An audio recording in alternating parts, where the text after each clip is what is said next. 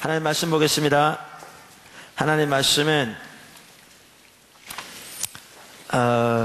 시편 25편 14절입니다. 시편 25편 14절. 하나님 말씀은 시편 25편 14절입니다. 여호와의 친밀하심이 그를 경외하는 자들에게 있으며 그의 언약을 그들에게 보이시리로다. 아멘. 우리가 몇 주간에 걸쳐서 우리의 현실을 살펴보았고요. 특별히 이 시대의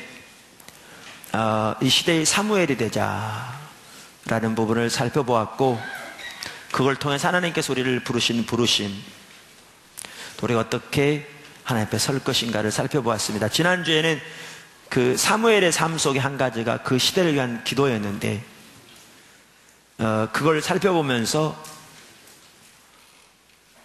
그 동역자의 삶과 중보기도, 그래서 우리가 어떻게 하나님 앞에 이 시대를 왜 기도로 나가야 될 것인가 라는 걸 살펴보았습니다. 지난주에도 말씀드린 대로 중보기도 원고가 다 끝나서 지금 출판팀에게 넘어가 있고요. 이제 준비되는 대로 곧 출판이 될 겁니다. 여러분 나오면 꼭 사서 한 권씩 꼭 사셔서 자세하게 읽으시고, 그 전에도 주님 앞에 중보기도 나가야 되지만 하나님의 길을 따라 나가면서 이렇게 더 놀랍게 주와 동행하는 삶을 사시기를 축복합니다. 제가 다음 주부터 안식일을 해야 돼서 교회 회복의 비전을 살펴보면 맥이 끊길 것 같아가지고요, 제가 돌아와서 그 부분을 하려고 하고, 이 시간에는 중보기도로 그렇게 나갈 때 하나님이 우리에게 주시는 상급에 대해 살펴보기 원합니다. 중보기도의 상급 살펴보기 원합니다. 중보기도에는 많은 상급 혹은 많은 유익이 있습니다. 여기서 중요한 것은 오늘도 여러 차례 나오겠지만 우리는 상급을 구해서 나가지 않습니다. 우리가 상급을 구해서 나간다면 그 기도가 사실 그렇게 바람직한 기도가 못 됩니다.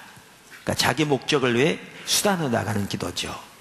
그것은 하나님 얼굴을 구하는 기도가 아닙니다. 그리고 우리의 삶에서 하나님이 수단이 되어지면 그건 타락한 신앙이고, 그런 신앙의 자세로는 제가 오늘 나누는 진정한 상급이 우리 삶 속에 있을 수 없습니다.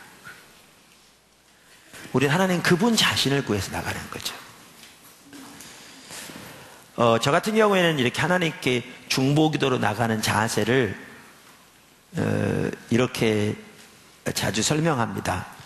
포도나무 교회가 분당에 있을 때 일인데, 그때 이렇게 지하 건물 전체를 사서 예배를 드릴 때 앞쪽에가 이렇게 카페트가 있었거든요.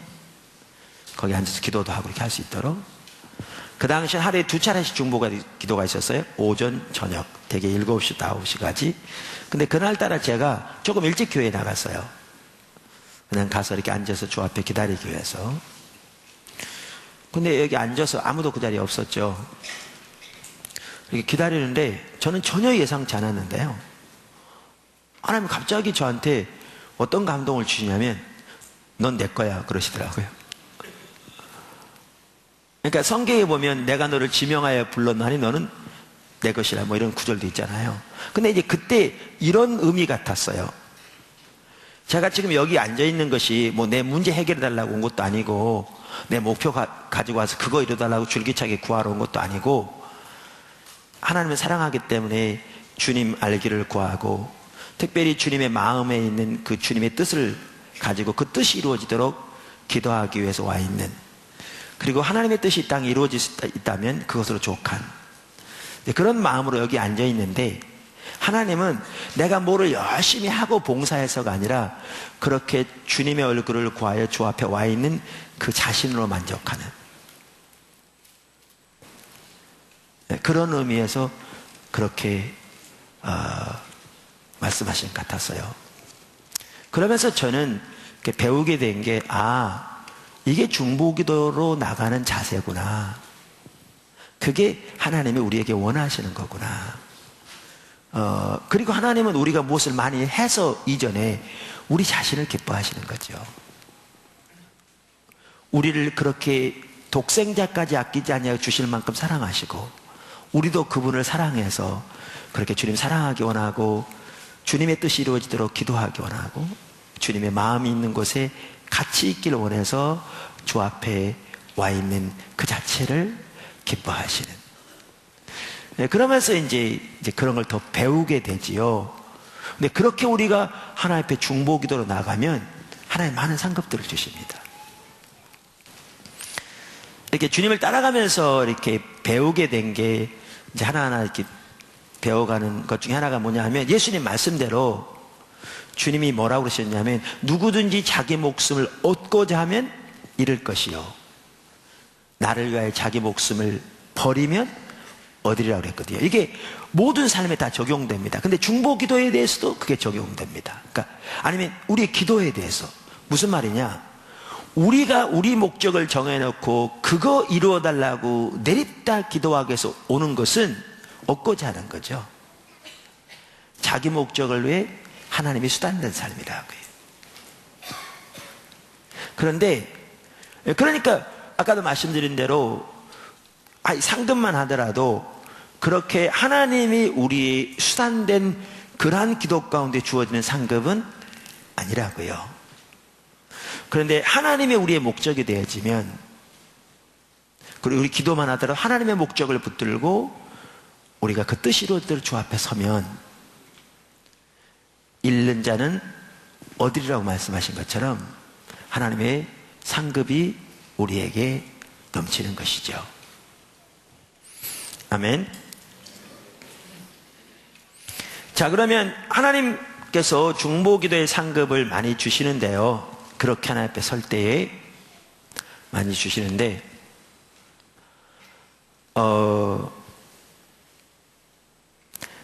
그 상급의 대표적인 몇 가지를 들면 그렇습니다. 첫째는 하나님과 친밀함이고요, 둘째는 중보기도를 통해 하나님께서 우리를 인도하시고요, 셋째는 중보기도를 통해 우리가 배운 것들이 실제가 되고요, 넷째는 하나님의 임재, 다섯 하나님께서 우리의 기도를 응답하시고요. 그 외에도 여러 가지가 있습니다. 또 하나는 하나님께서 하나님의 마음을 우리에게 부어주시고요, 중보기도를 통해서. 또 하나는 하나님, 다 연결됩니다만은 하나님께서 우리가 우리의 푯대를 향하여 달려갈 수 있도록 우리의 영적인 집중력을 잃지 않도록 도와주시죠. 이러한 것들도 중보기도의 유익들입니다. 제가 하나하나 살펴보겠습니다. 첫째, 하나님과 친밀함. 중보기도의 가장 첫 번째 상급은 하나님과 친밀함입니다. 제가 지금 잠깐 말씀드린 것처럼 우리가 수개월 전에 이미 다 중보기도를 시리즈로 살펴봤기 때문에, 중보기도에서 중보기도는 하나님의 얼굴을 구하여 나오는 겁니다. 그분 자신을 구하여 나오는 겁니다. 그분의 목적을 알기를 구하여 나오는 거고, 그분의 뜻이 이루어지기를 위해서 구하여 나오는 거죠. 사실이요, 제가 이걸 아까 얘기할까 하다 그냥 넘어갔는데, 오늘날 우리는 기도만 하더라도 많이 타락해 있습니다. 그러니까 기도에 대한 이해가 달라져 있어요. 어떻게 이해가 달라진지 아세요? 우리는 기도를 우리가 세운 목표, 우리가 가지고 있는 목적, 그리고 우리의 문제 해결 등 이것을 하나님께 줄기차게 구하면, 그래서 하나님께서 우리의 기도를 들으시고 우리가 원하는 바를 해주는 것을 기도라고 생각합니다. 근데 성경에 보면 그게 기도 아닙니다. 그런 기도가 전혀 안 나올지 모르지만, 그런 기도는 거의 나오지 않을 뿐만 아니라 바람직한 기도가 못 됩니다. 히스기야 같은 경우는 하나님 일찍 데려가시려고 했는데 살려달라고 부지런히 기도해가 15년 더 살았죠. 근데 여러분 이 사실 아세요? 그 15년 동안에 므낫세가 태어났습니다. 유다 왕 중 가장 악한 왕, 유다 역사에 정말 악한 영향력을 미친 그 무닷새가 그 15년 동안 태어났습니다. 그가 15년 전에 세상을 떠났더라면요, 무닷새 태어나지도 않았습니다. 성경에 나오는 기도는 우리가 우리 원한을 하나님께 줄기차게 구하는 게 아니고요, 성경에 나오는 기도는 하나님의 뜻을 붙들고 그 뜻이 이루어지도록 구하는 게 기도입니다. 예수님께서 우리에게 기도하라고 가르쳐 주시면서도 가장 먼저 기도하라고 하는 게 하나님 나라가 임하고 하나님 뜻이 이루어지고, 무엇보다 먼저 하나님의 이름이 영광을 받으시도록 기도하라고 그러셨죠. 당연히 일용할 양식을 구하는 부분도 있습니다. 그러나 우리의 삶이 이렇게 하나님의 목적을 위해 드려진 상황에서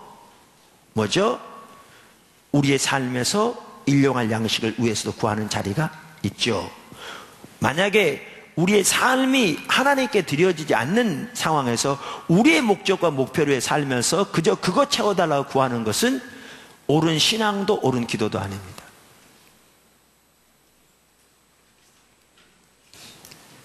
그럼 우리가 잘못 생각한 게 그겁니다. 하나님을 그만큼 모르는 거죠. 제가 이런 얘기는 사실 나눌 필요가 없는데요, 우리 보드나무길 지체들도 어린 지체들이 많이 있어서 어떨 때는 이런 부분까지 설명을 해야 될 필요가 있는 것 같더라고요. 우리가 그래서 새생명 예배를 드리잖아요. 새생명 예배가 계속 늘어나고 있어요. 지금 동시에 들어지고 있습니다. 저쪽 선교센 여기 선교관에서 지난주에 새생명 예배가 120몇 명 나왔대요. 그나마 그래서 이게 자리가 좀 있는 겁니다. 그런데 이렇게 설명을 해야 되는데,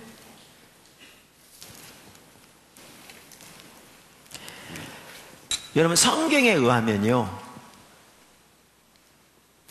하나님은 독생자까지 아끼지 아니하시고 우리를 위해 내어주실 만큼 사랑하세요. 그러니까 우리를 향한 그분의 뜻은 항상 최선이에요. 하나님은 차선도 우리에게 주시길 원치 않습니다. 우리에게 하나님의 최선을 주기 원하세요. 하나님의 최선이 우리가 기대하는 바는 다를 수 있어요.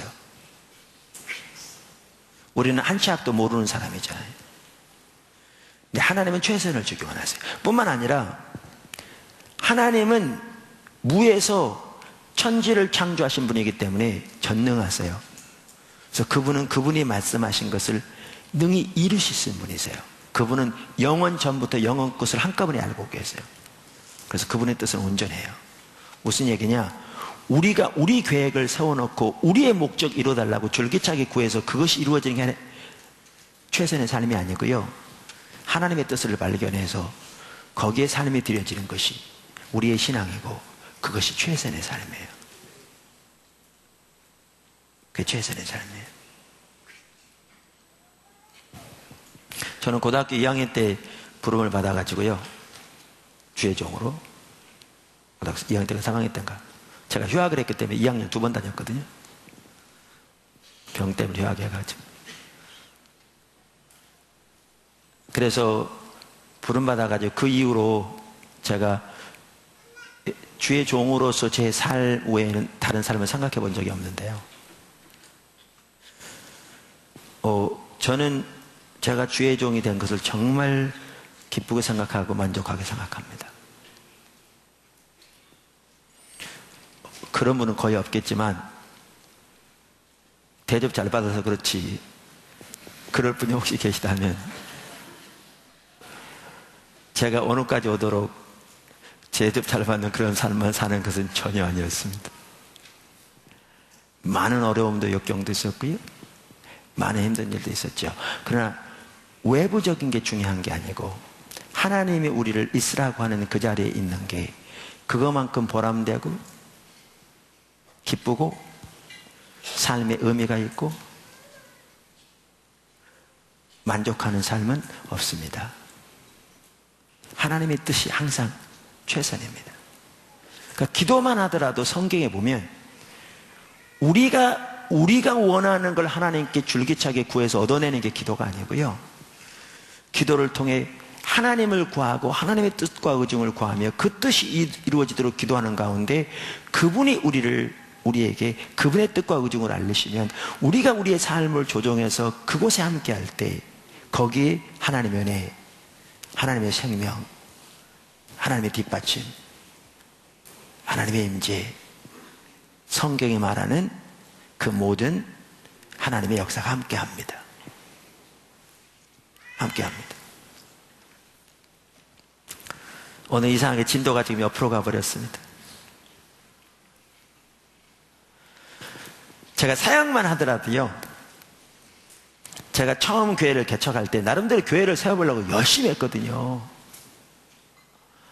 아침에 새벽 기도는 말할 것도 없고 매일 저녁마다 모여서 특별 기도하고, 그러니까 하루에 2번씩 교회에서 모이고요. 제 아내는 점심 때 또 모여 사례면 3번씩 모이고요. 이 프로그램 만들어서 열심히 해보기도 하고, 저거에서 전도 열심히 돌려보기도 하고요. 열심히 했거든요. 근데 잘 안 되더라고요. 그래서 제 머릿속에 사역은 거의 불가능한 것이라는 것이 아예 찍혀버렸어요. 여러분 서부 영화 보시면 그거 있잖아요. 야생마를 잡으면 뭐죠? 달고 가지고 내 거란 걸 알리기 위해서 그냥 지져버리잖아요. 그러면 아예 몸에 그냥 도장이 찍혀버리잖아요. 지워지지 않잖아요. 그런 것처럼 내 머릿속에 아예 사역은 어렵고 불가능한 것이라는 것이 아직 각인돼 버렸어요. 해도 해도 안 되니까. 이게 그랬는데 하나님께서 여러 차례 나눈 것처럼 그저 사역을 위해서 열심히 노력했을지 모르지만 제가 전하는 하나님은, 또 우리가 믿는 하나님은 살아계신 인격체인데 정말 살아계신 그분 자신을 알고 사랑하는 일은 완전히 소홀히 한 것을 보이시더라고요. 그래서 그분을 알기를, 그분을 사랑하기를 추구하기 시작했죠. 그러면서 사역만 하더라도 내가 세운 계획을 따라 열심히 한 게 아니고 이제 하나님의 행하심이 어디 있는가, 하나님의 의중이 어디 있는가, 거기를 보고 내 삶을 그 일에 드리기 시작하면서 놀라우게 하나님의 역사하심을 경험하게 된 거죠. 그러니까 지금은 제가 이렇게 생각을 바꿔먹어서가 아니고요, 또 여러분에게 뭐 이렇게 예수 믿으면 잘 된다고 말하기 위해서가 아니고요, 지금은 하나님께서 수없이 그렇게 많이 하셔서 내 생각 속에 사고가 바뀌어버렸는데요, 지금은 어떻게 저에게 느껴지냐면 사역만큼 쉬운 게 없어요. 왜냐하면 하나님이 하시는 거니까요. 여러분이 여러분의 삶 속에서 오늘날 하나님을 경험하지 못하고 있다면 왜 그러는가? 여러분 계획 세워놓고 그거 이루어달라고 하니까 못 경험하는 겁니다. 여러분이 여러분의 계획을 따라 살아가는 게 아니라 하나님을 알고 그분만을 존재를 다 사랑하며 그분의 마음에 있는 것, 그분의 의중에 있는 것을 알기를 구하고 그 하나님의 뜻을 분별한 대로 삶을 드리고 거기에 동참하게 될 때 여러분도 모르는 사이에 하나님이 여러분 삶 속에 운행하시고 역사하시는 것을 발견하게 될 것입니다. 최선의 삶은 하나님 중심적인 삶입니다.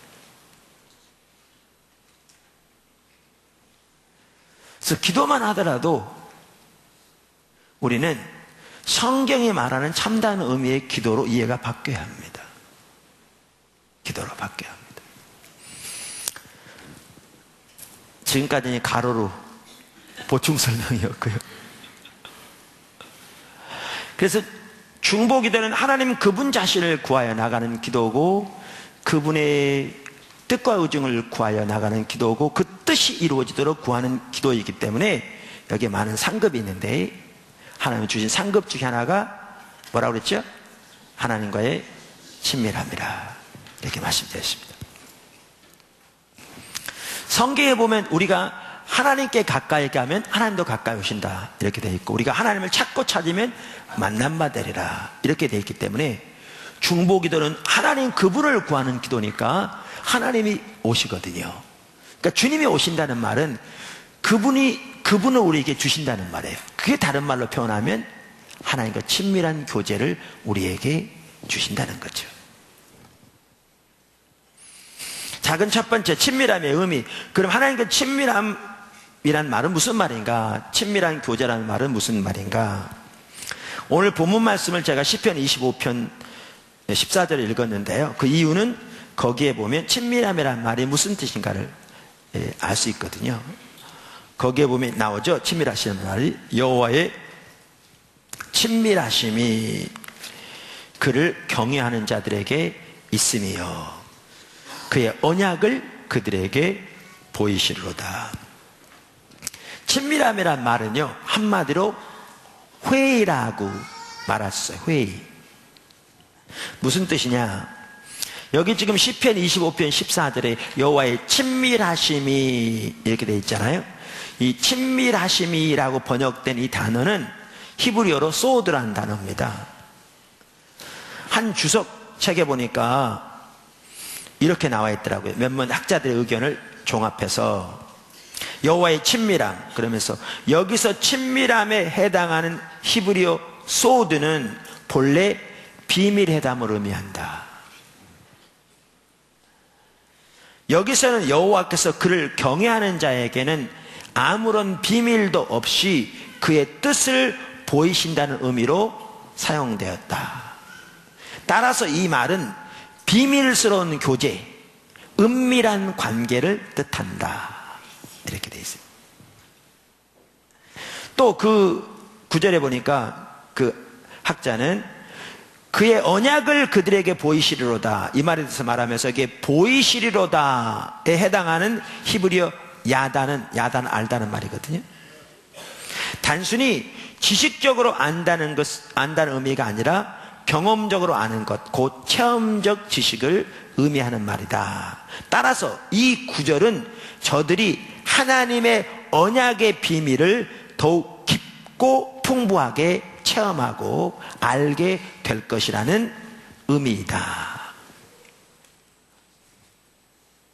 그래서 이 여호와의 친밀하심이 그를 경외하는 자들에게 있으며 이 말을요, 영어 NIV 성경은 뭐라고 번역했냐면 The Lord confides in those who fear Him.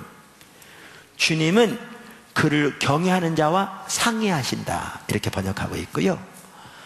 여기에 여호와의 친밀하심이라고 번역된 이 단어를 킹 제임스 성경은 The secret of the Lord, 주의 비밀이라고 번역하고 있습니다. 이게 친밀하심이라는 뜻입니다. 이 소드라는 단어가 나온 또 한 구절 중에 하나가 아모스 3장 7절인데요. 거기에 이렇게 나오죠. 주 여호와께서는 자기의 비밀을 그 종 선지자들에게 보이시지 아니하시고는 결코 행하심이 없으리로다.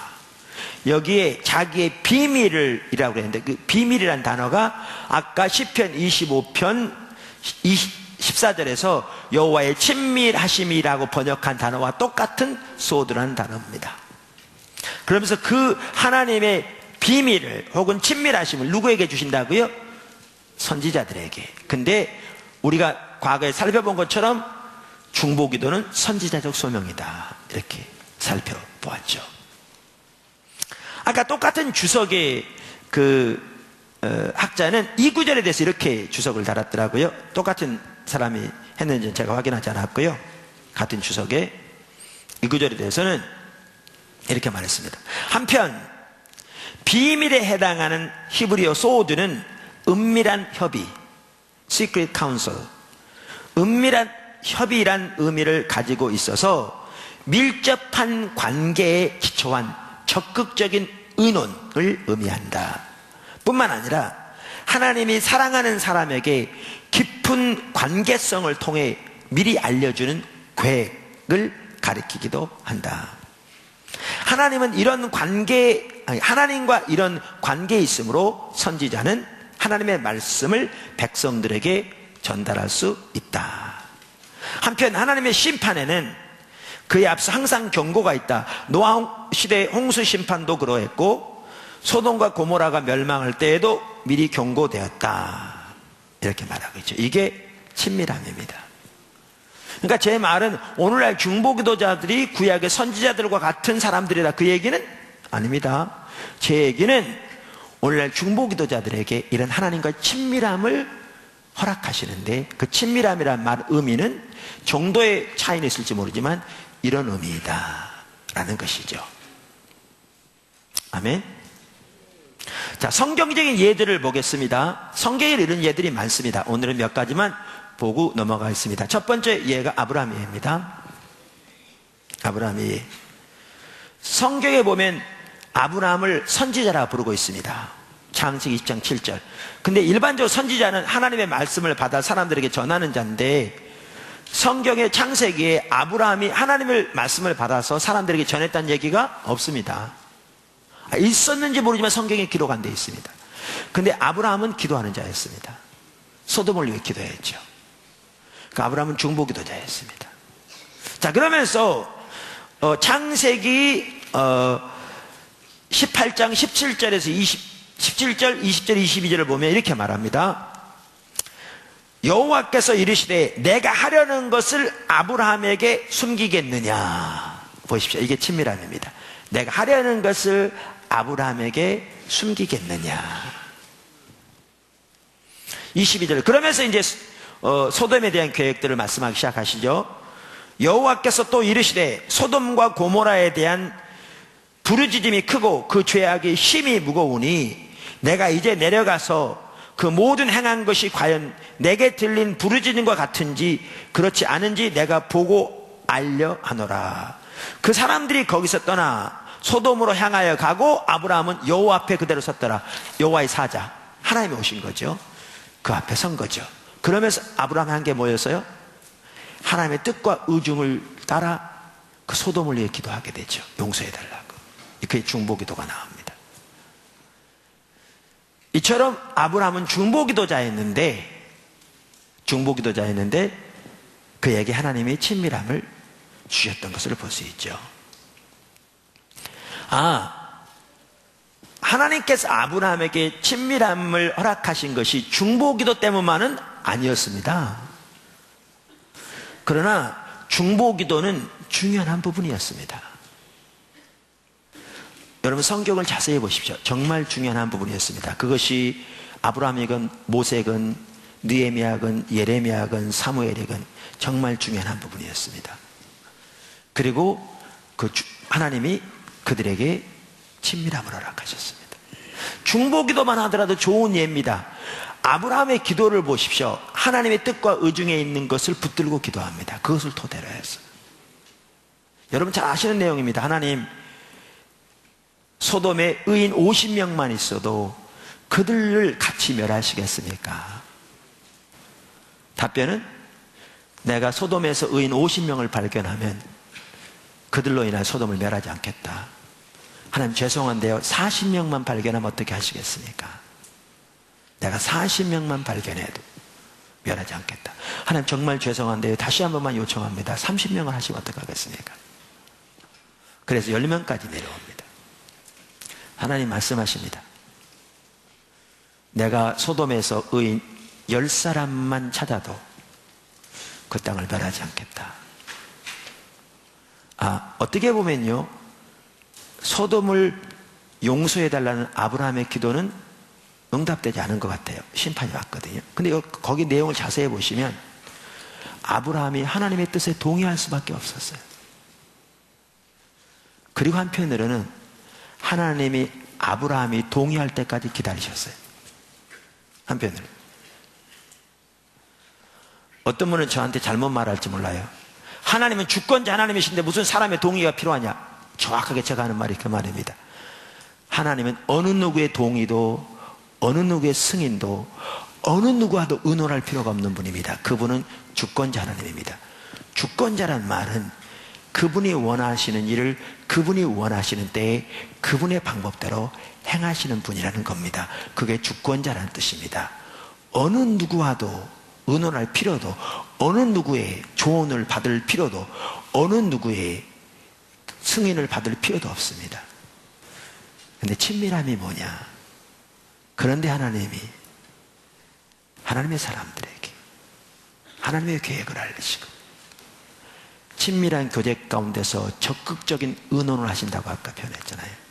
사람의 눈에 보기에 그렇게 보이는 만큼 그들에게 그러한 하나님과의 관계를 허락하시는 것이 친밀함입니다.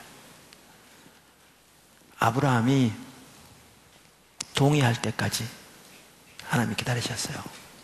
저는 이렇게 생각합니다. 롯의 가족들 구원해 주신 거요, 어쩌면 하나님이 아브라함의 기도를 들으셔서 그렇게 하시는 걸요.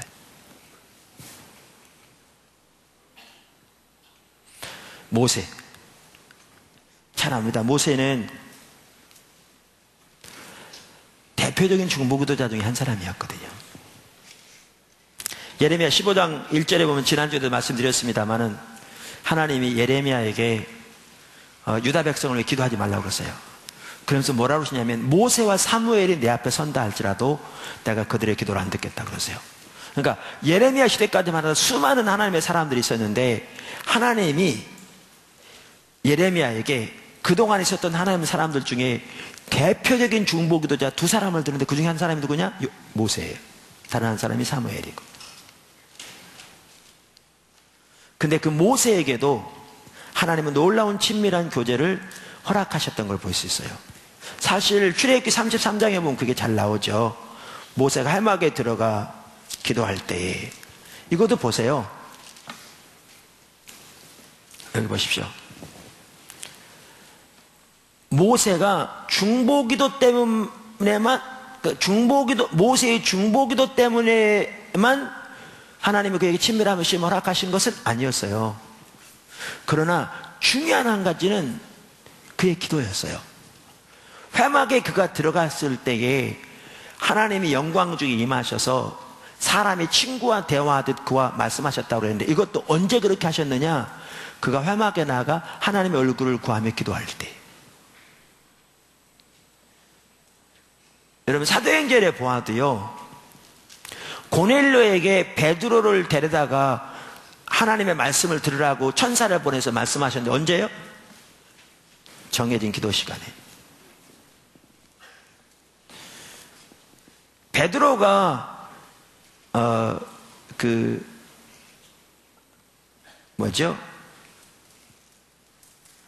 옥상에 올라가서 이렇게 점심때 12시가 되었을 때 올라갔는데, 하늘에서 이렇게 보자기가 내려오고, 그러면서 하나님의 음성을 들리고 성령이 나중에 감동하셔서 고넬료 집에 가게 돼서 드디어 이방인의 집에도 복음이 전파되게 되잖아요. 근데 그 시간이 어느 시간이었죠? 그의 기도하는 시간이었어요. 정기적인 기도죠. 하나님께서 하나님의 백성들에게 친밀함을 허락하시는 것이 기도 때문만은 아니지만, 중보기도가 중요한 한 가지 요소라는 거죠.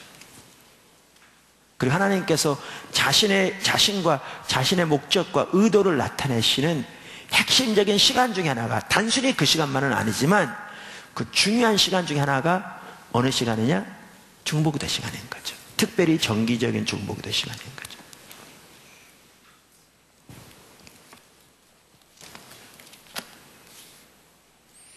그러면서 이렇게 모세는 중보기도의 사람이었는데, 하나님께서 그에게 놀라운 친밀함을 허락해 주셨는데요, 출애굽기 33장에 보면 그가 가졌던, 하나님께서 그에게 허락하셨던 친밀함을 볼 수 있을 뿐만 아니라, 출애굽기 32장 9절과 10절에 보면 이렇게 말하죠. 여호와께서 모세에게 이르시되, 내가 이 백성을 보니 목이 뻣뻣한 백성이로다. 그런즉 내가 하는 대로 두라. 내가 그들에게 진노하여 그들을 진멸하고 너를 큰 나라가 되게 하리라. 여기에 보세요. 내가 하는 대로 두라. 그러니까 영어 성경은 leave me alone, 나를 내버려 두라. 이걸 보면요, 하나님께서 모세에게 허락을 맡으시는 것 같아요. 말씀드렸잖아요. 하나님은 누구의 허락도 필요하지 않으세요. 근데 그렇게 보이실 만큼 이것이 친밀함이에요. 그걸 모세에게 허락하신 거죠. 이때가 언제죠? 모세가 시내산에 40일 동안 올라갔을 때예요. 이스라엘 백성들은 모세가 40일 동안 오지 않으니까요, 금송아지를 만들었어요. 그리고 그것이 자기들을 애굽에서 인도한 신이라고 예배했어요.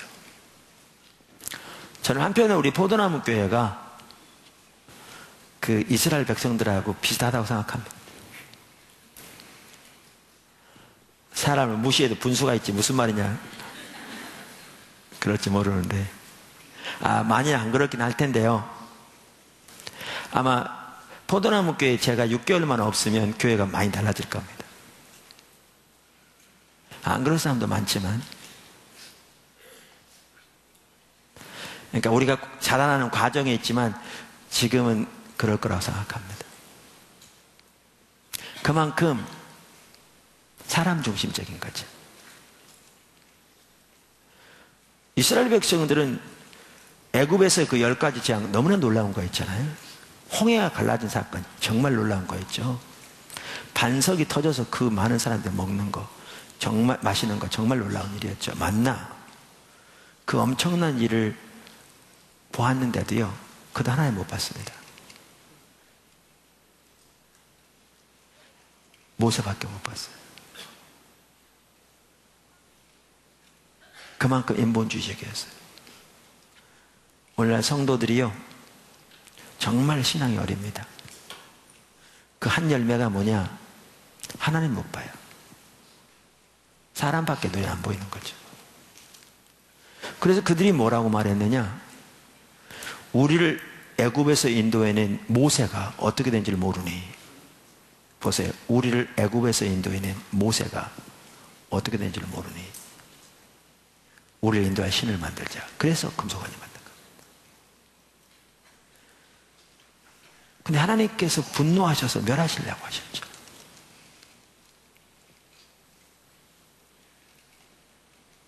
그러면서 하신 말씀입니다. 나를 내버려 두라. 내가 원하는 대로 하도록 놔두라. 다른 말, 나를 막지 말라. 그 말이죠. 하나님은 마음대로 하실 수 있다니까요. 근데 모세에게 하나님의 의중을 알리시고 하나님의 계획을 알리시죠. 그리고 놀라운 사실은 모세의 기도를 들으시고 그 분노를 돌이키시죠. 제가 가끔 말씀드렸습니다만 저는 그 성경 구절 읽다 보면 어떨 때는 이렇게 생각되더라고요. 모세는 마음이 매우 넓어. 근데 하나님 마음이 매우 좁아. 하나님 금방 화를 푹 내시면서 멸망시키려고 그래. 근데 모세가 넓은 마음 가지고 오 하나님 그렇게 하시면 됩니까? 그러면 이제 하나님 금방 돌이키셔. 또 하나님이 화를 푹 내셔가지고 멸망시키려고 그러다가 모세가 또 넓은 마음으로 오 하나님 그렇게 하시면 안 됩니다. 그럼 또 돌이키는 것 같아요. 근데 하나님 그런 분입니까? 아니죠. 하나님은 우리 중 아무도 멸망하기를 원치 않으세요. 노하기를 더디하세요. 소돔을 멸망시킬 때 참다가 더 이상 참을 수가 없어 멸망시키신 거죠. 하나님은 하나님 백성들이 하나님을 떠난 상태, 그것을 하나님의 아픈 마음, 그리고 그들에게 다가온 하나님의 심판, 이란 하나님의 마음을 알리고 모세의 기도를 들으셔서라도 돌이키기를 원하시는 것이 하나님의 마음이죠.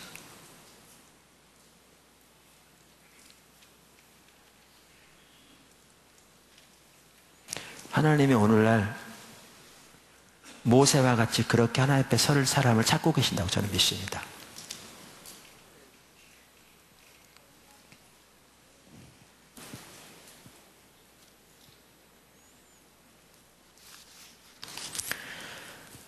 여기서 이런 얘기를 하면 부끄럽지만 제가 최근에 지난주에 어떤 얘기를 나누면서 어떤 분이 어떤 통계를 교회가 정말 심각하게 타락해 있는, 때로는 그 중에 목회자들의 어떤 모습, 통계적으로 얘기한 걸 저한테 전해주더라고요. 근데 어떤 분과 얘기를 나누다가 며칠 후에 그 정확한 통계는 제가 기억을 못하니까 안 나눴지만 그런 우리의 현실을 잠깐 지나가면서 언급한 적이 있었는데요. 정말 제가 잘못한 거죠. 하나님은 그 부분을 다루시는 것 같아요. 우리가 그게 우리의 모습이고 그게 저와 여러분의 죄악 때문이고 우리의 죄악 때문이고 하나님의 이름으로 일컫는 하나님의 백성인 우리들의 모습으로서 우리가 하나님 앞에 용서를 구하고 긍휼을 구하고 회개하고 자비를 구하여 서야 될 텐데 우리가 그렇게 서는 것은 소홀히 하면서 자기는 마치 그런 사람과는 근본적으로 다른 의로운 사람인 것처럼 함부로 그런 얘기를 한다는 것은 정말 하나님 앞에 범죄하는 행위죠. 하나님의 마음을 모르는 행위죠. 근데 우리는 얼마나 많이 그러한 죄를 짓고 있는지요. 그러니 우리의 영이 얼마나 죽어 있겠습니까? 얼마나 하나님과의 관계가 무너져 있겠습니까? 그러니까 모든 비리들을 눈 감고 다 옳은 것처럼 넘어가라 그 얘기도 아니고 우리의 현실을 무시하고 다 잘 되는 것처럼 그저 긍정적인 사고를 가지라 그 얘기도 전혀 아닌데 오늘날 우리의 처지와 모습이 보여진다면 그게 내 모습이고 우리의 모습인 것을 인식하고 하나님 앞에 모세처럼 주님의 용서와 긍휼을 구하여 서야 한다는 거죠. 말을 옮기고 하지 말고 내가 말을 옮기고 판단한다고 조금도 그 일이 더해질 게 아니거든요. 주님의 이름만 땅에 떨어질 것이죠. 내가 그 통계 수치를 가져다가 다른 사람에게 전한다고 그 통계 수치가 줄어들지 않을 거라고요. 차라리 그 시간 하나님의 용서와 긍휼을 구하고 자비를 구해서 주 앞에 서면 하나님의 은혜로 그게 바뀌어질 수 있는 가능성이라도 있을 텐데. 가능성이라도 있을 텐데. 하나님은 모세와 같은 사람들을 찾으십니다. 오늘날 사무엘과 같은 사람들을 찾으십니다. 우리가 그런 사람이 되어야 합니다. 그게 하나님의 백성의 태도고 그러한 사람들에게 하나님이 하나님의 마음을 계시하십니다. 하나님의 마음을. 제가 아까 5가지 말하면서 6가지 두 개를 더 말했는데 하나는 하나님의 마음이 부어진다고 그랬잖아요.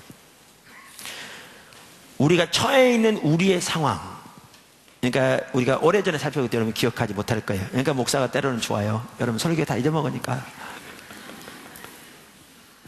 수개월 전에 회복과 부흥을 위한 중보기도를 살펴보면서 회복과 부흥을 위한 중보기도는 우리의 처지를 인식하면서 시작하는데 하나님 앞에 우리의 죄를 회개함으로 서는 것이 그 중에 한 단계라 이렇게 말씀드렸잖아요. 그러면서 다니엘 보라, 정말 다니엘 훌륭한 사람이었거든요. 어려서부터. 그런데 그가 저들의 죄를 용서해달라고 그러지 않고 우리의 죄를 용서해달라고 서잖아요. 느헤미야 정말 훌륭한 사람이었어요. 자기는 정말 출세에 그 모든 걸 다 걸고 나갈 정도니까. 근데 하나님 앞에 기도할 때 나와 내 아비 집이 범죄했다고 기도하잖아요. 왜? 공동의 운명을 가진 거니까. 여러분 포도나무 교회 다른 모든 교회는 공동의 운명을 가집니다. 하나님 앞에 똑같은 교회입니다. 예수님의 이름을 걷는. 저와 여러분은 똑같은 하나님의 자녀로서 공동의 운명을 가집니다. 하나님 앞에서는. 여러분이 비교해서 다른 사람과 좀 낫다고 그건 50보 100보에 불과합니다. 그리고 하나님 앞에서는 절대로 의롭지 못할 겁니다. 이 땅에서 포도나무 교회만 잘 되면 뭐합니까?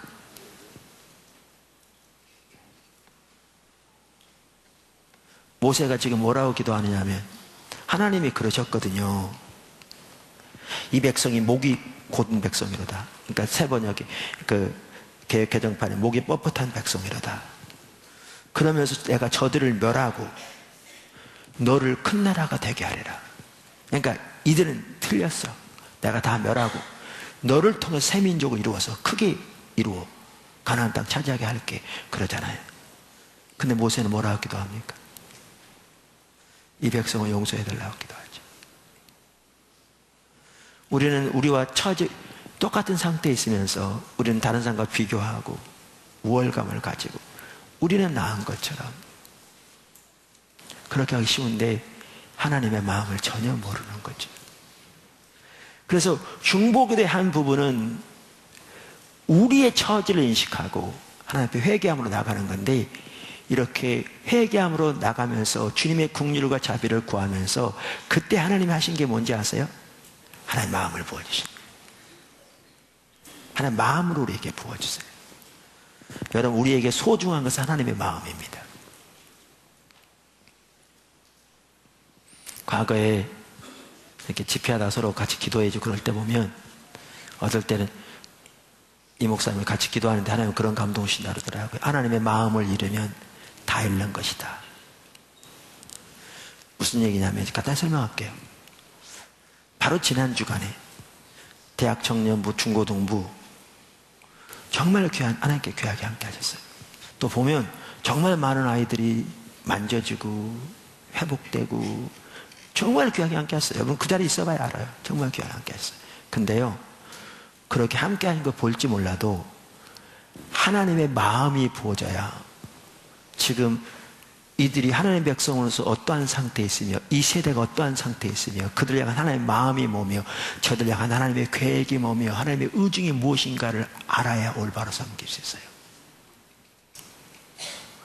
그리고 이걸 놓치면 다 놓치는 거예요. 껍데기만 남아.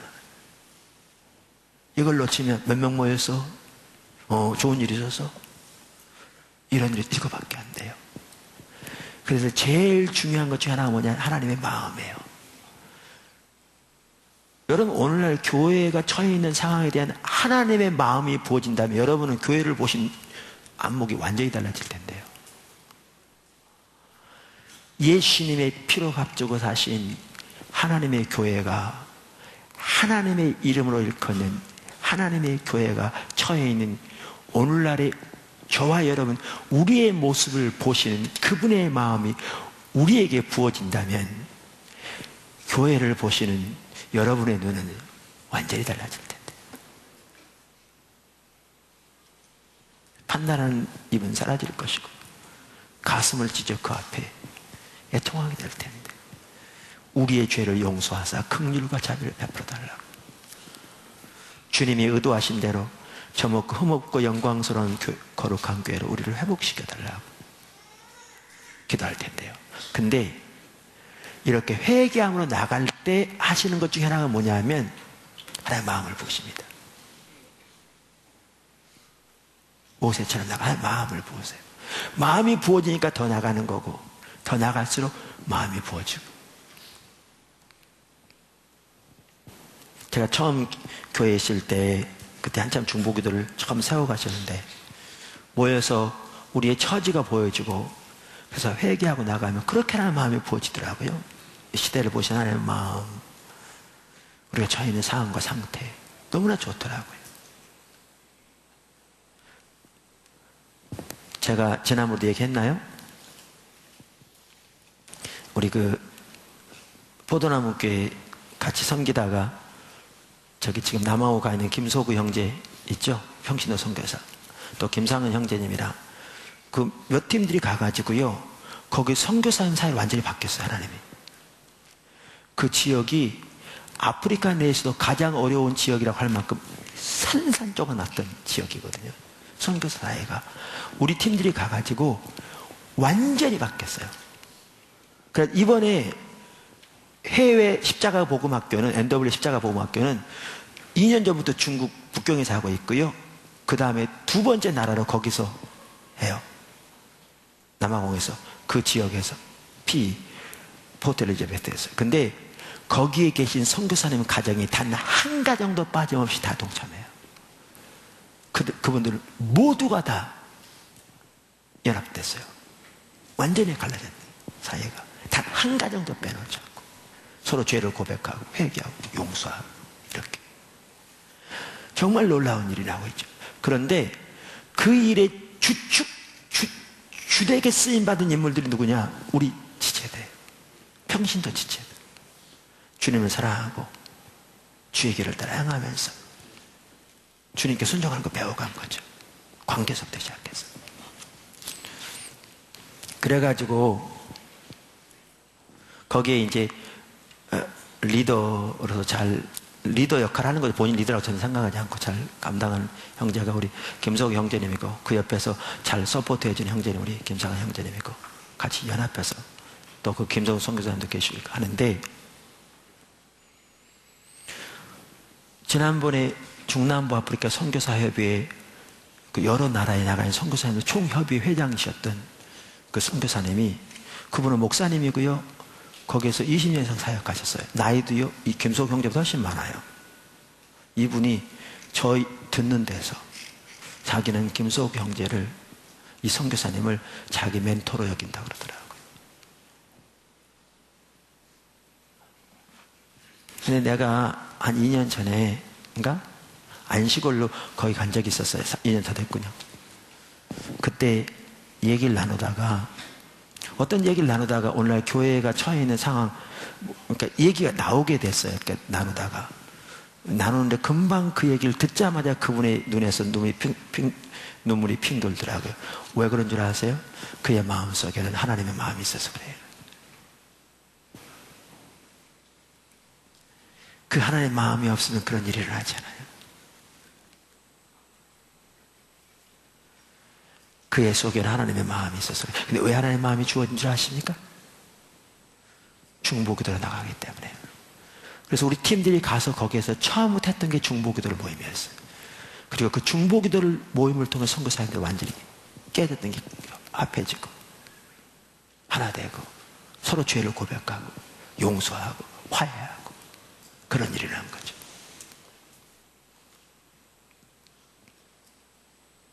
그런 일이 일어난 거죠. 중보기도의 상급 중에 하나가 하나님께 친밀함이고요, 그와도 연결되는 것도 하나님의 마음을 보이신 거죠.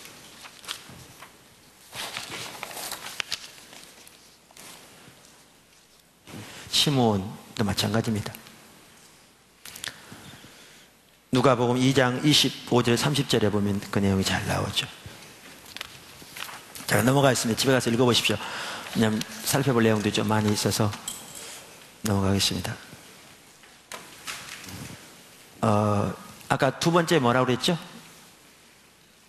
하나님께서 중보기를 통해 우리를 인도하신다. 그러니까 인도만 하더라도 자기중심의 인도를 말하는 게 아니에요. 제가 그 부분을 앞에서 살펴봤기 때문에 쉬울 것 같아요. 우리는 하나님의 인도하면 어떻게 생각하냐면, 내가 이번에 사업을 새로 시작하려고 하는데 빵가게를 해야 합니까? 아구찜집을 해야 합니까? 이거를 인도라고 생각해요. 그러니까 너무나 자기중심적인 거죠. 근데 성경에 말하는 인도는 그걸 말하는 게 아니고요, 하나님의 뜻과 목적을 깨닫고 거기에 우리 삶이 드려지는 거죠. 그러니까 중보기도는 하나님의 얼굴을 구하는 기도이기 때문에 하나님께서 우리에게 친밀함을 주신다고. 친밀함을 주신다는 말은 하나님의 성품을 우리에게 또 알게 하시고, 하나님의 마음을 또 우리에게 알게 하시고, 하나님의 목적을 알게 하시고, 하나님의 길을 알게 하시는 거죠. 그래서 우리가 그 목적이 보여진 데 삶의 조정에 동참하고, 하나님의 길이 보여진 대로 순종해 나간 걸 통해서 하나님 뭐 하시느냐? 우리의 길을 인도하시는 거죠. 인도하시는 거죠. 사실 포도나무 교육은, 사물교육 선교육은 중보기도를 통한 하나님의 인도가 없었더라면 우리는 절대 여기 올 수 없었어요. 포도나무 교회가 처음 시작된 것도 중보기도 때문에 하나님 인도하신 거고요, 일이 예배당을 지어 이사한 것도 뭐 말할 것도 없이, 제가 여기서 그 얘기 안 하려고 합니다. 제 책에 기록해 있기 때문에 중요한 부분들 이렇게 읽어보시면 좋겠어요. 나중에 제가 하나님께서 우리를 인도하신 과정들을 쭉 제가 기록을 했어요. 한 장을 따로. 왜냐하면 우리 지체들이 하나님이 지금 뭘 하고 계신지를 보는 게 필요할 것 같더라고요. 그래서 그건 나중에 보시고요. 제가 여기서는 한 예를 들려고 합니다. 대만 예입니다. 대만. 지금 하나님께서 대만 사물교 선교회 가운데 귀한 일 하고 계십니다. 귀한 일 하고 계세요. 가끔 나눕니다만은 우선 사역만 교회만 하더라도요, 박준사 선교사님이 섬기는 교회가 잘 세워지고 있고요. 또 하나님께서 이렇게 사역을 다른 지역으로도 점점 확대시켜가기 시작하세요. 중부지방도 꽤 많이 확대되기 시작하고요. 이렇게 대만에 뿐만 아니라 신학원을 시작하게 하셨어요. 몇 년 전에 하나님 인도를 따라서. 그리고 얼마 전에 나눴습니다만 제가 그대로 업데이트를 해드린다면 대만의 90세가 넘은 장로님이 우리 샘물결 신학원에 땅을 1600평인가? 제가 얼마라고 그랬죠? 1400평인가? 기증하셨어요. 그거는 이미 기증이 됐고요. 우리가 다 모였고요. 대만에서 우리 한국처럼 정부의 정식 신학대학 인가를 받으려면 6,000평인가 땅이 필요하대요. 근데 그 6,000평 땅도 다 그분이 주시려고 하고 있어요. 아직 안 넘어왔지만 곧 아마 결정될 것 같아요. 거기다가 출판을 통해서 하나님 귀하기라고 계시고요. 그래서 우리 책들이 다 거기서 대만 말로 번역돼서 중국 번자체죠. 번역되고 있고요. 조금 있으면 방송이 열릴 것 같고요. 그리고 그 팀들이 우리와 함께 중국 대륙을 섬기고요. 동남아시아 여러 지역을 섬겨요. 인도네시아를 포함해서. 정말 귀한 일이 나고 있어요. 근데 어떻게 그 일이 시작된 줄 아세요? 그러니까 어떨 땐 책 한 권도 참 중요해요. 선교사님이 그렇게 책을 통해서 바뀌어서 그런지 몰라도요, 이상하게 대만에서는 그 십자가 복음 거짓 신학책이 다 출판돼 있거든요. 그 다음 믿음의 사람들 얼마나 이제 출판됐고, 영적 분별력 출판됐고, 예배의 복 지금 번역 중이고, 이길수 목사님 십자가 능력으로 사는 사람 곧 나올 거고 있는데, 책을 통해서 변화된 간증들을 많이 들어요. 그 나라에서. 그런데요, 어떤 일이 있었냐면, 이 박종산 선교사님이 대만으로 사역을 간 지가 중국에 좀 있다 가셨다든가 하여튼 20년이 됐어요. 갈 때부터 바로 중국인들, 그러니까 대만인들 직접 사역을 해서 잘해요. 중국말을 거의 중국 사람처럼. 그런데 지금도 중국 교회를 섬기고 있죠. 근데 수년 전에 사역은 나름대로 되는데 성도들의 삶 속에 변화가 없는 것 때문에 늘 고민했어요. 근데 그때 뭐를 보게 됐냐면 그 책장에 꽂혀 있던 제 십자가 복음 책을 본 거예요. 대만에서 공부하시고 지금 전북대학교 중문과 교수이신 회복교회 집사님이 이 선교사님에게 십자가 복음을 보내드렸던 거예요. 근데 보면 되게 책 꽂아놓고 안 보잖아요.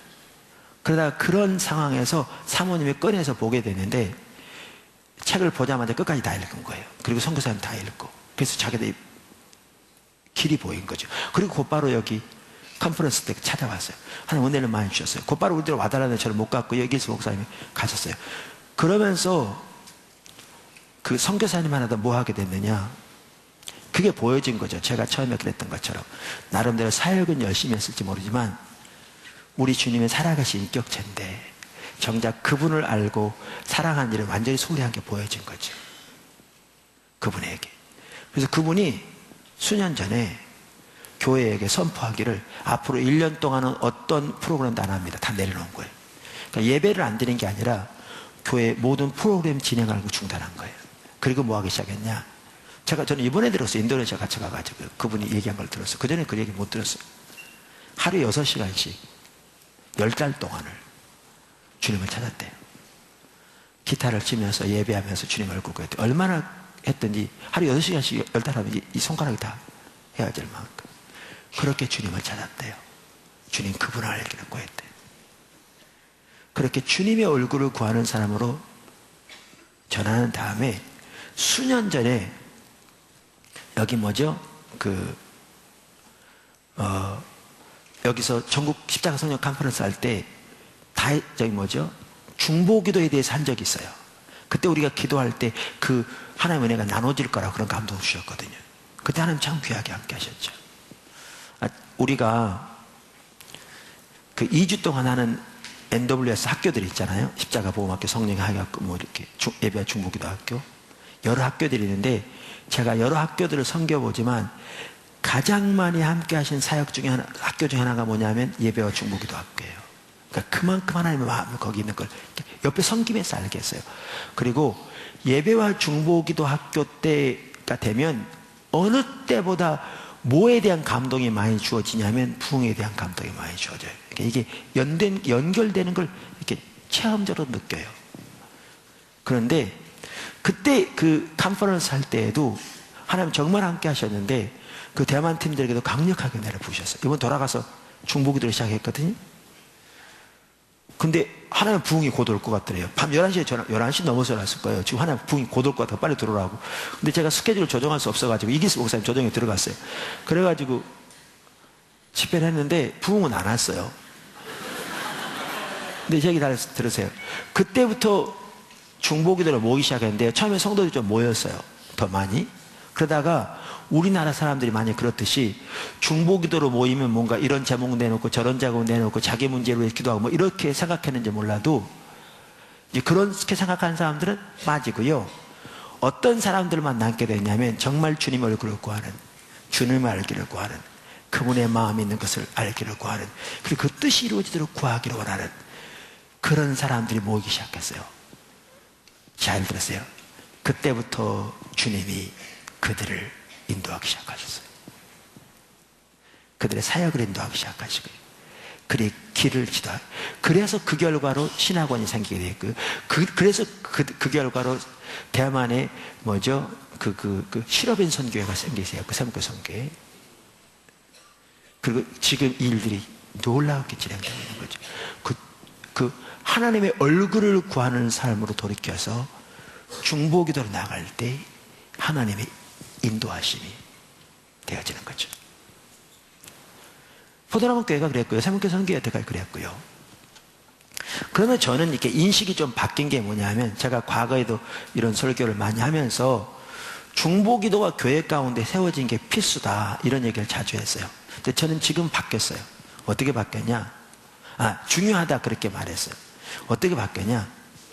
중보기도가 세워지는 게 중요한 게 아니고요, 없어서는 안 될 필수적인 요소예요.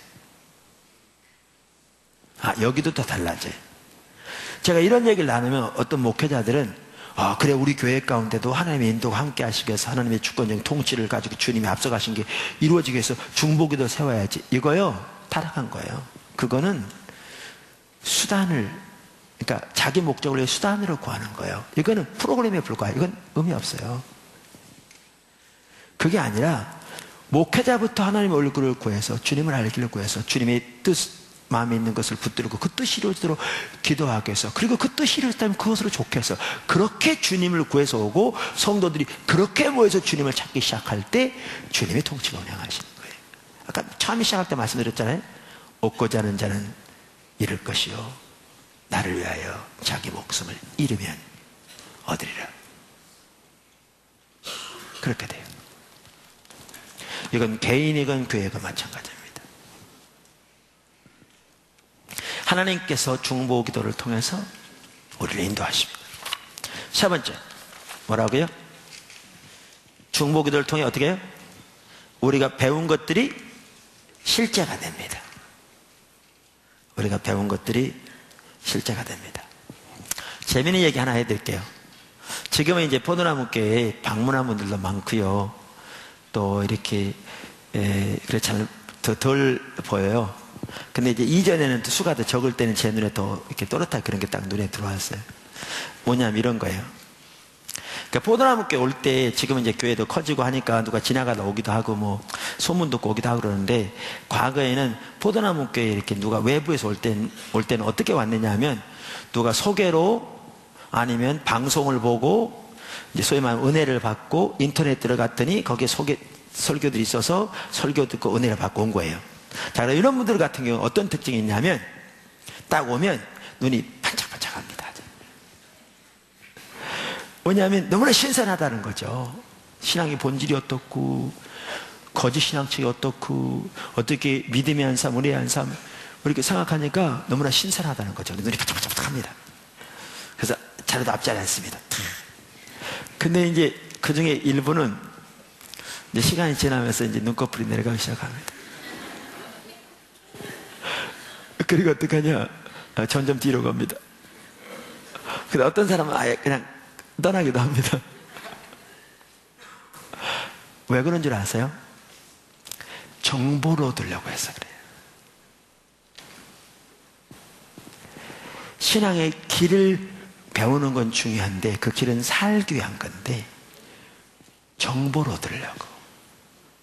신앙의 본질이 뭔지, 하나님 아는 게 뭔지, 거짓신앙적이 뭔지 정보를 얻으려고. 이런 사람들은 정보를 얻다 보니까 너무나 신선하다 그래서 눈이 반짝반짝하거든요. 근데 문제는 교회 이제 몇 달 오다 보면 맨날 한 얘기, 똑같은 얘기 하는 것 같잖아요. 오늘도 내일도. 그러니까 이제 나중에는 다 안다는 거죠. 그러니까 이제 진부하다고 느끼는 거예요. 그러니까 이제 돌다가 이제 뒤로 갔다가 어떤 사람 떠나게 돼요. 근데 이게 딱 클릭되면 확 바뀌어요. 그게 뭐냐면 우리 신앙은 삶이라는 거죠. 제가 자주 나눈 것처럼요, 뭐 제 책은 뭐 이렇게 훌륭한 책은 아니라도 어떻게 신앙생활 할 건가, 하나님께서 저를 인도하시고 지도하시고 성경을 통해 하나님의 길을 이렇게 배워가게 하신 부분들, 그 삶에서 그러한 부분들이 경험되어지고 이런 부분들을 이제 정리한 거잖아요. 그런데 몇 권의 책이 있는데 사실 십자가의 복음만 하도 그렇습니다. 지난주에 우리 요단 출판사에서 그 출판사, 그러니까 그 진우 원장님이라고 그러던 원장님하고 출판 담당이 저를 만나러 왔더라고요. 책을 좀 더 달라고 그래서 오신 건데, 그런데 지금 현재 요단 출판사에 나온 책 중에 하나님을 경험하는 삶이 그동안 오랫동안 많이 팔렸고 그 다음으로 이 책이 제일 많이 팔린 것 같더라고요. 십자가 복음. 지금도 계속 많이 팔리고 있고요. 그런데 여러 책들 다 빼놓고요, 십자가 복음에 기록된 그 삶만, 거기에 나오는 하나님의 길을 따라 행함으로 실제로 그 삶 한 가지만 살아도 정말 놀라운 승리의 삶이 될 겁니다. 정말 놀라워. 근데 그렇게 살라고 생각하면 이제 완전히 달라집니다. 완전히 달라요. 왜요? 똑같은 얘기 같지만 거기에 그렇게 사는데 필요한 이전에 다른 데서 발견하지 못한 하나님의 지혜나 길이 있을까봐 그것을 알기 위해 찾게 돼 있습니다. 찾게 돼 있어요. 예배 시간에 가끔 보면 이제 조는 분들이 있거든요. 어떤 분들은 조금 이따 나오겠지만 이제 눌려서 조는 분들도 있어요. 다양하죠. 어떤 분들이 어젯밤에 늦게까지 텔레비전 봐서 조는 분도 계실 거예요. 그렇지만 꼭 그런 분들만이 아니고요. 눌려주는 분도 있고, 어떤 분들은 신앙에 별로 관심 없는데 아내 때문에 따라왔거나 남편 때문에 따라왔거나 그러면 조는 분들도 있고요. 어떤 분들은 자꾸 부닥치니까 이렇게 눌려주는 분들도 있고요. 다양합니다. 앞에서 보면 되게 다 보입니다. 이렇게. 물론 보다의 지체들이 이렇게 많이 졸지는 않습니다. 근데 그런 분들이 가끔 있습니다. 근데 어떤 분들이 또 좋으냐 하면 교회는 오래 왔는데 안다고 생각하니까 좋은 겁니다. 그러니까 실제는 전혀 모르는 거거든요. 아까 말씀드렸죠. 좀 몇 번 들어서 안다고 생각하니까 좋은 겁니다. 그런 분은 졸리니까 뒤에 가 서 있기도 하고, 어떨 때는 저기 기둥 뒤에 가서 앉아 있기도 하고, 그렇기도 합니다. 그 뒤에 서 있다가 또 거기 의자에 앉기도 하고. 졸리니까 안 졸라 그러는데, 문제는 뒤에 서 있는 걸 제가 문제 삼는 게 아니라 주님을 안 찾기 때문에 좋은다 그 말이에요. 그러니까 이론으로만 받아들이니까 좋은 거예요. 왜냐하면 아는 설교를 또 듣는다고 생각하는 거거든요. 근데 그 삶을 살려고 생각하면 달라져요. 제가 처음에 이렇게 주님의 길을 배워갈 때 어디서 하나님 알고 사랑하는 거 소홀히 한 걸 딱 보이시면서 정말 그분을 아는 게 우리 신앙의 핵심인데 어떻게 주님 알아야 되나? 그러니까 이제 기도하고 성경 읽고 묵상하지만 그만 가도 안 되잖아요. 그러니까 앞서간 믿음의 선배들의 책을 읽기도 하고 때로는 고전을 읽기도 하고, 기독교 고전들이죠. 그들 어떻게 하나님을 알았나? 어떻게 하나님을 사랑하는가? 그러면서 또 앞서간 선배들의 테이프를 듣기도 하고. 국내에서 그 도움을 받는 것은 거의 없었고요. 주로 외국에 있는 목회자들이었는데, 근데 사실 미국은 자료가 되게 비쌉니다. 우리는 회비 되게 싸요. 근데 우리는 세미나만 한번 가려고 하는데 비행기표 자기가 다 사가지고 호텔 다 돈 들여서 회비도 비싸게 내가지고 책 하나 사려고 해서 되게 비싸. 근데 테이프 하나에도 뭐 십몇 불씩 합니다. 이 테이프 이런 거 하나. 우리는 1,000원씩에 파는데. 근데 어떨 땐 좀 비싸야 값어치가 있는 것 같아요. 확 올려버릴까요? 우리는 인터넷 다 공짜로 다운받게 돼 있기 때문에 내가 가끔 사무실 전화 온 분들 보면 그래요. 테이프 사겠다 그러면 살 필요 없고요. 인터넷 들어가면 다 다운받을 수 있어요. 근데 그렇게 비싸게 돈 주고도 똑같은 주제로 된 내용은 다른 데 설교한 것도 다 샀습니다. 왜 샀냐면요, 여기에서 나누어지지 않은 또 다른 배경의 이야기라든가 또 다른 하나님의 지혜라든가 또 다른 하나님의 길이 있을까 봐. 그리고 그런 자세로 찾고 구할 때 그때마다 늘 하나님의 중요한 부분들을 보게 하셨습니다. 우리 신앙은 삶인데요, 살려고 생각하면 달라집니다. 달라져요. 여러분, 오늘날 설교에 대한 이해도 달라진 거 아세요? 원래 설교는 하나님의 길을 제시하는 겁니다. 율법서, 선지서, 복음서, 서신서 보십시오. 하나님의 길을 제시하는 겁니다. 하나님의 길을 제시하고 성도들이 하나님의 길을 깨닫고 그 길로 행함으로 하나님과 동행하는 삶을 살도록 인도하기 위한 게 하나님의 말씀입니다. 그게 설교죠. 근데 신앙이 타락하면 어떻게 되냐면 거기에 초점이 없고요, 설교를 통해서 감동받는 데 초점이 있습니다. 찡한 감동. 이거 타락한 겁니다. 그리고 전하는 사람들은 감동 주는데 초점이 있습니다. 너무나 타락한 겁니다. 어떤 성경에 예수님의 말씀이 빨간 글씨로 된 게 있는데 한번 빨간 글씨 읽어보세요. 찡한 감동이 있든가. 여러분이 빨간 글씨 된 예수님의 설교를 들으면서 찡한 감동이 있다면 진짜 신앙이 좋은 겁니다. 신앙이 올바르게 되기 때문에 그게 찡한 감동이 있는 거죠. 근데 예수님의 설교 들어보십시오. 찡한 감동이 있는 게 아니라 그게 왜 귀하냐? 하나님의 길을 제시하기 때문에 귀한 겁니다. 근데 오늘날 설교는 엔터테인먼트가 되어버렸습니다. 제가 일부 예배 때 그런 얘기 나눴는데, 주님 안에 있다 보면 재밌는 일도 많아요. 우리 배경희 성도님 어머님이신가, 제가 금방 이제 아버님이신가, 얼마 전에 소천하셔가지고, 네? 아버님, 네, 죄송합니다.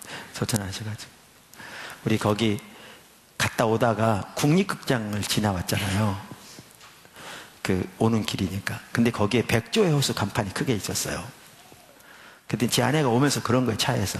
저런 것도 우리 한번 가봤으면 좋겠다. 그래서, 우리 돈 주고 안 가죠.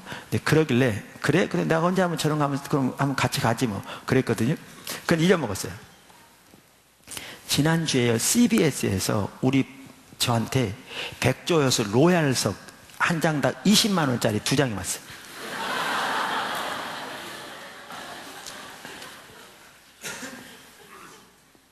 기독교 방송국에서. 그게 금요일날 저녁에 보는 거였어요. 근데 제가 금요일날은 설교가 없었거든요.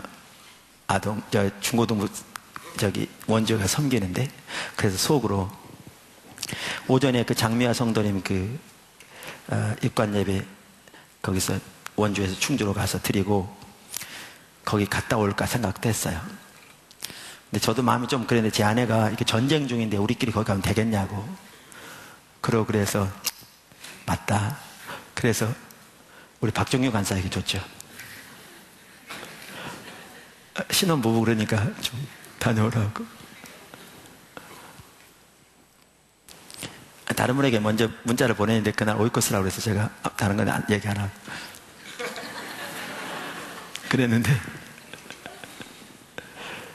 그분이 갔다 와서 감사하다고 보내면서 눈과 귀가 즐거웠다고 그러더라고요. 그게 엔터테인먼트입니다. 우리 눈과 귀를 즐겁게 하는 게 엔터테인먼트라고. 그것도 필요해요. 그거 다 나쁘다는 얘기는 안 해요. 문제는 설교가 엔터테인먼트가 됐다니까요. 사람들은 설교를 엔터테인먼트로 들어요. 오늘날 감동받는 데 관심이 있어요. 그리고 목회자는 사람들을 붙잡기, 그들에게 감동 주는 데 초점이, 설교에 초점이 있습니다. 그건 정말 타락한 겁니다. 그게 설교 아닙니다. 설교는 하나님의 길을 계시하는 겁니다. 그리고 그 하나님의 길을 따라 행할 때 하나님과 동행하는 삶을 살게 되는 것이죠. 그때 하나님의 생명이 넘치게 되는 거죠. 근데 우리의 신앙을 이렇게 삶의 관점에서 올바로 이해하면 이제 완전히 달라져요. 완전히 달라져요. 그런데 이 삶의 관점에서 생각할 때 이것은 기도만이 아닙니다. 하나님의 말씀 연구도 포함되어 있고, 하나님의 길이 보여진 대로 주님을 찾고 주님의 은혜를 구하고, 우리 힘으로 설 수 없잖아요. 오늘 일부 예배 때 어떤 분이 처음 본 분이 온 것 같더라고요. 그래서 나가길래 같이 만나서 인사를 했더니 두 번째 왔다고 그러더라고요. 근데 예수님 지 얼마 안 된 분인데 포도남교 어느 지체가 소개해서 왔다고 그러면서 여기에는 메시지가 세다고 들었다고 그러더라고요. 제가 그분한테 그랬죠. 오시기 전에 책도 보셨더라고요. 그분한테 그랬죠. 제가 센 게 아니고요, 성경이 셉니다. 그리고 우리 모두는 하나님의 은혜가 필요합니다.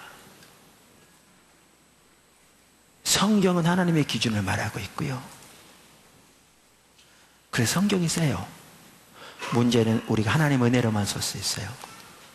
전하는 전하, 듣는 여러분 모두 우리는 하나님의 은혜가 필요합니다. 그리고 그 은혜로 그 가운데 서야죠. 그래서 은혜의 한 삶이죠.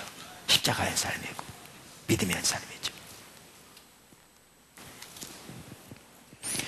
그래서 이와 같이 하나님의 길에 선다는 것은 하나님의 은혜로, 하나님의 길이 비춰진 대로 우리 삶을 조정하고 하나님의 도움을 구해서 하나님 그 길에 서는 이러한 것이 다 포함돼요.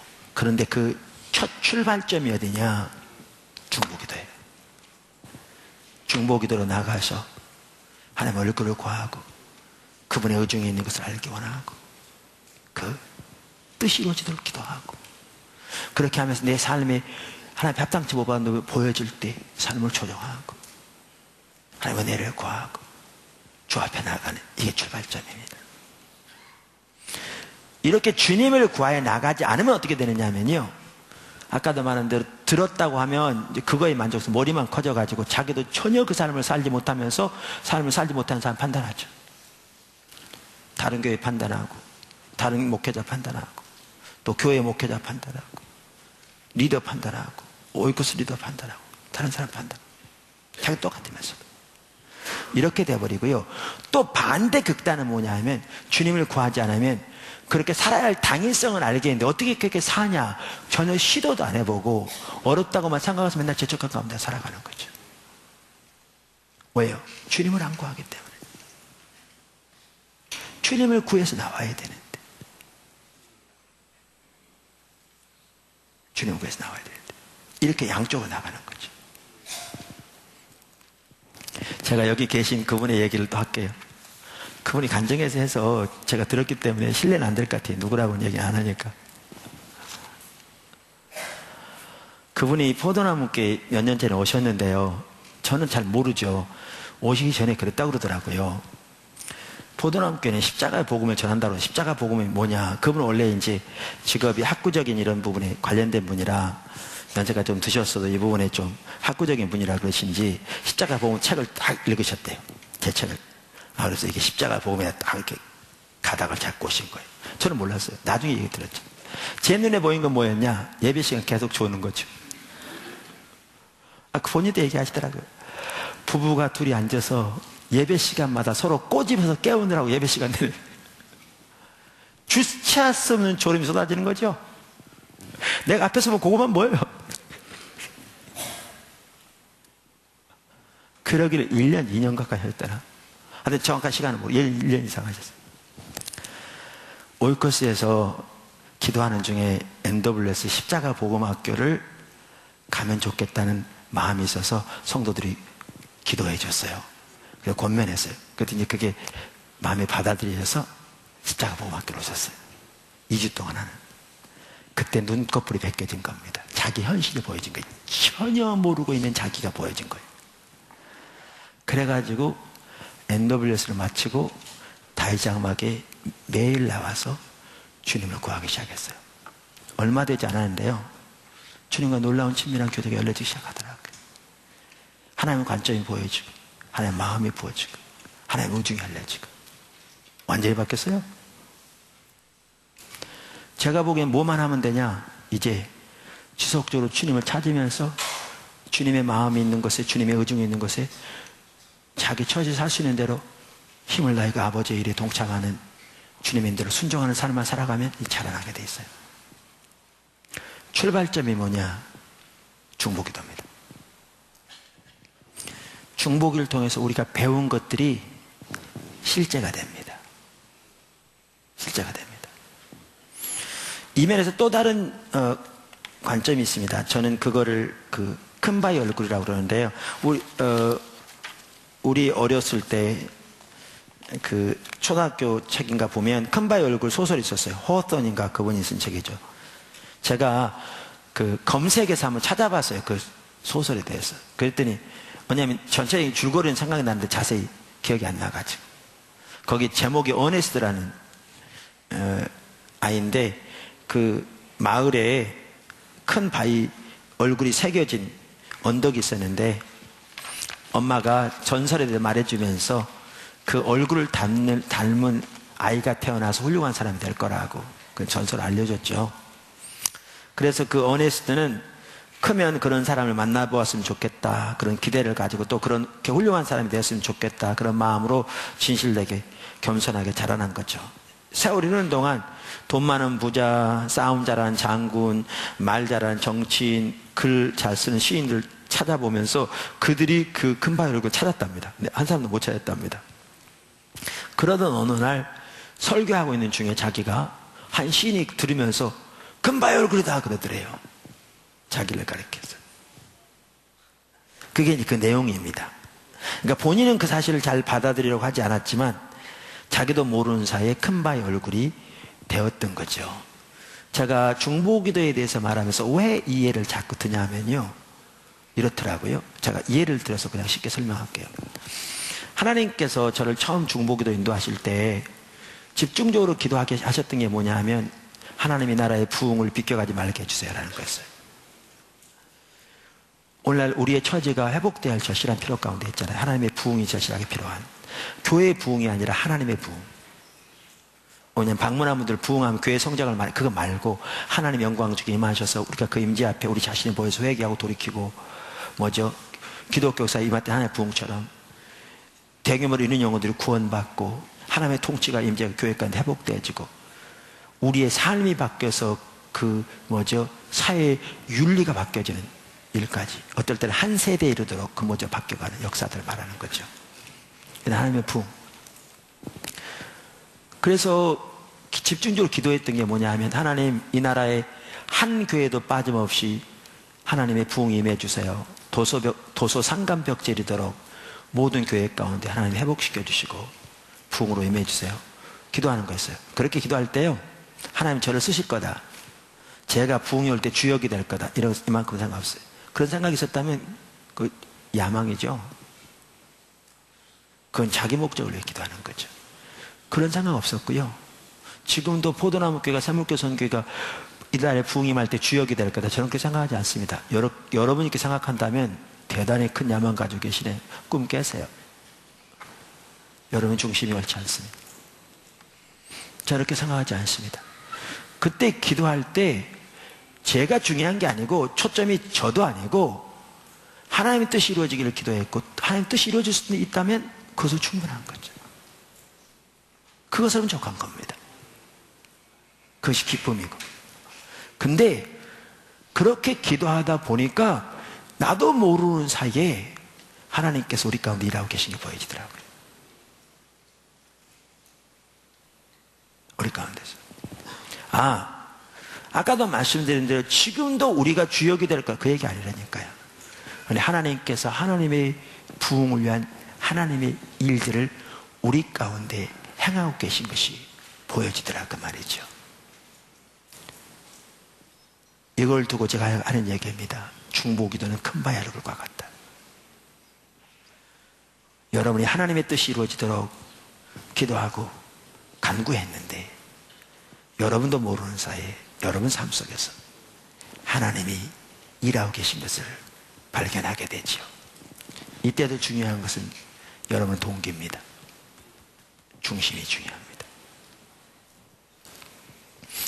제가 아까 7가지를 말하면서 또 하나가 뭐였냐면 하나님의 비전을 향한 집중력을 잃지 않게 한다고 그랬는데 같이 연결되는 겁니다. 바울은 앞에 있는 표대를 향하여 그 집중력을 잃지 않고 달려갔는데요. 이렇게 돕는 게 뭐냐? 중보기도입니다. 여러분이 중보기도로 나갈 때 하나님의 마음이 부어지기 때문에 그 표대를 향하여 달려갈 수 있습니다. 안 가면 그 집중력을 잃는 거죠. 그리고 우리도 모르는 사이에 표대를 잃고 방황하게 되는 거죠.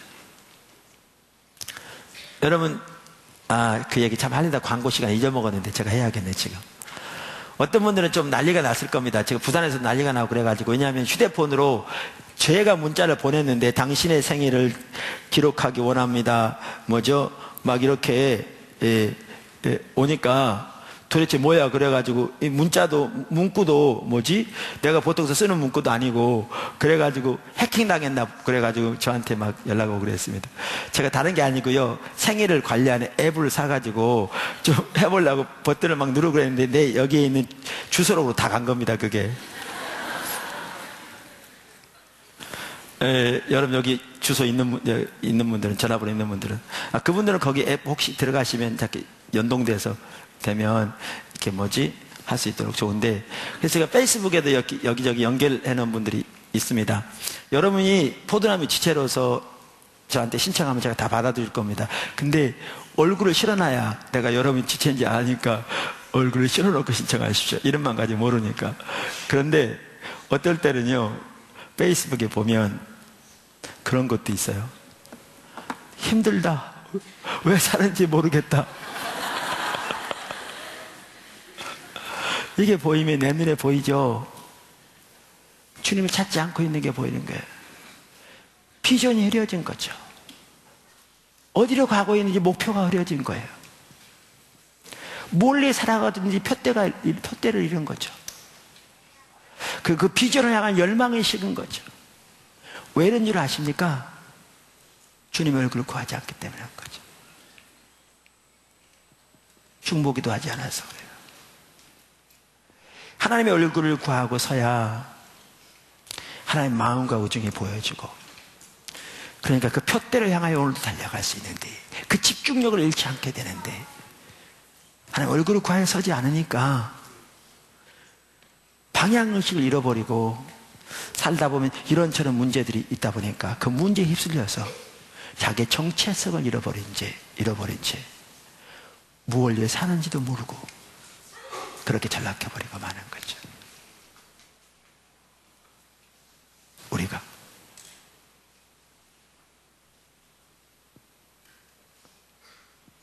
함부로 페이스북 연결 못하겠구나.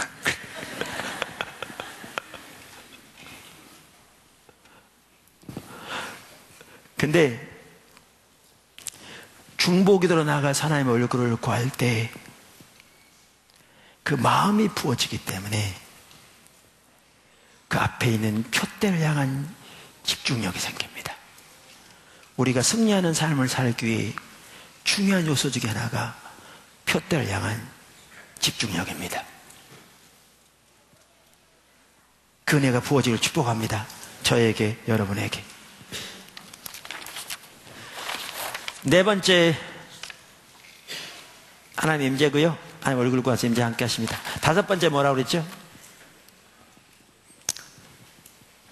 중보 기도의 상급 중에 하나는 하나님이 그들의 기도를 들으십니다. 들으십니다.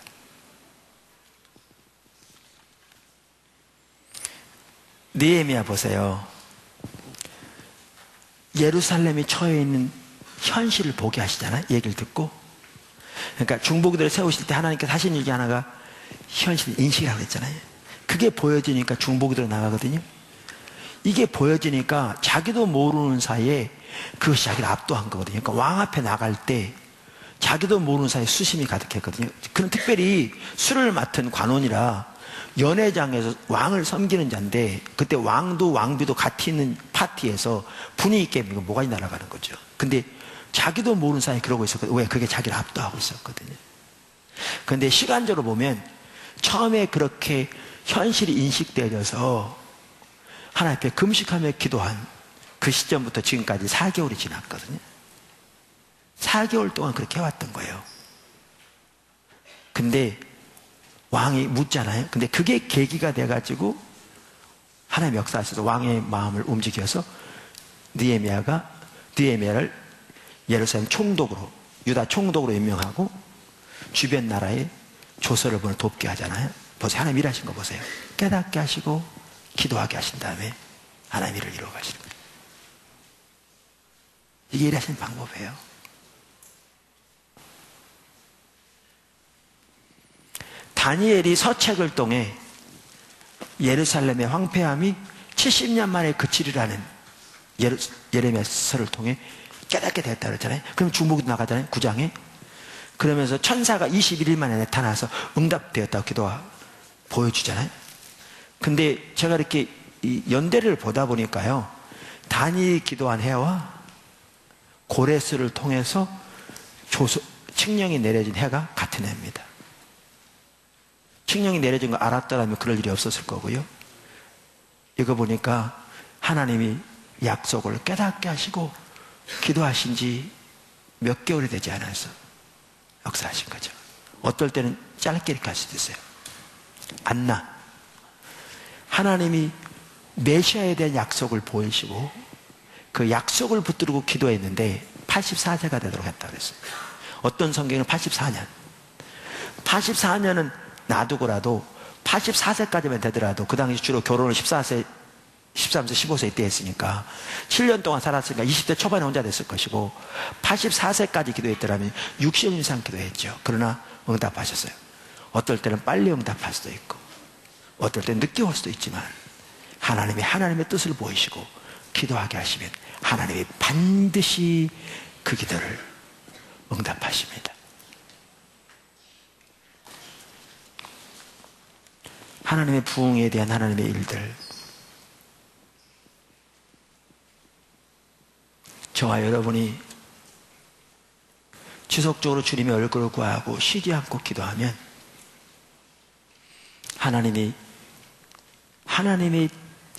일 가운데 하나님의 계획을 알리시고 이루어 가신 이 하나님의 일들은 반드시 이루어질 줄로 믿습니다. 반드시.